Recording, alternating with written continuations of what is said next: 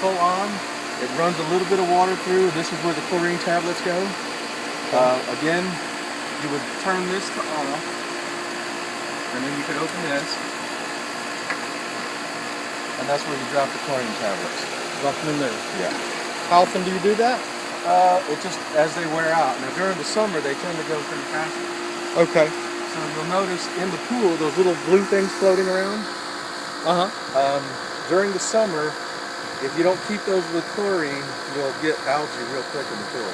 Okay. So I have 2 of those. I put 3 tablets in about every other week. That's pretty cool. I've never seen anybody do that. Yeah, that way there's always chlorine in the water, even at night when the pumps are off. Yeah. You always want to run the pumps during the daylight hours, because the algae will try to grow in the sunlight. Right.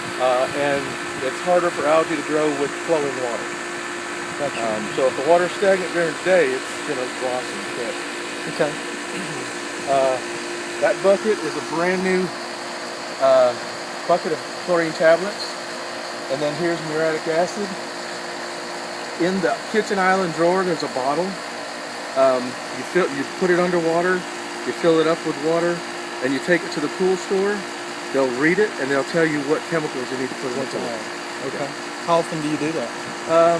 During the summer, I try to do it once a week, and that way I can make sure the chemicals stay right on. Okay. Great. And again, during the summer, you want to use more chlorine. Okay. Do you ever have to take the top off the black? This is where the filter is. It's a 2 cartridge filters inside of here. You would turn the pump off. There's a drain plug over here. You open it, and then you just loosen all of these up until these plates come off.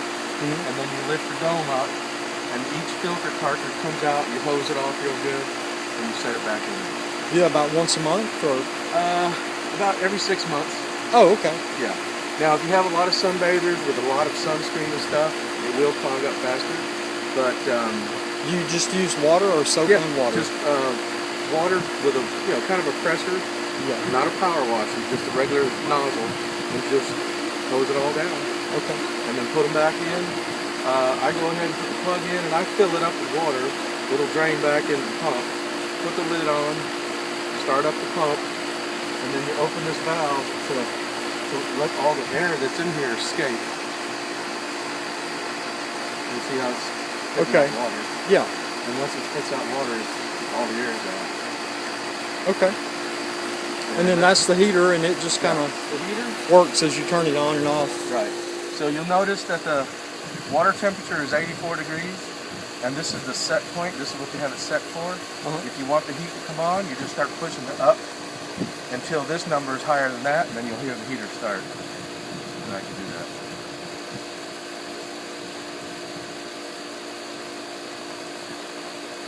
Okay, so I set it for 102.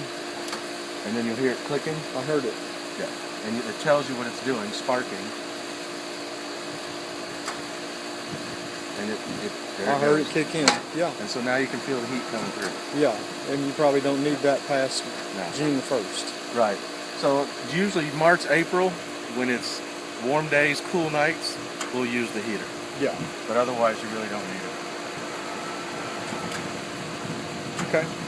And so to turn the heater off, you just lower the temperature all the way down to 50. To the bottom, which is 50. Okay. And that's it. Or you can turn it off here, but I prefer to leave it on, otherwise sometimes it'll start setting trouble codes and it doesn't know what's going on. It thinks the power went out. Sure. The one thing important to know about the heater is when you're using it, once you're finished swimming, you want to lower the temperature to shut the heater off, because you always want to have the pump running when the heater's running, so water's flowing through. Yeah. If the pump stops, then the water that's sitting in the heater will start to heat up real fast and could boil out. Yeah. And that's not good. So burn your heater up. Right. So now this heater has some protection on it. It's a high-end heater, so it has a lot of little valves and pop-offs and stuff to protect it from any damage. But it's just something you don't want to do. So again, anytime this is on, the pump should be running. Okay. Who built the pool? Custom Gunite Pools. They're in Boston, Massachusetts. They started an outfit here in Houston, but didn't get enough business, so they went back. Okay. Thank you.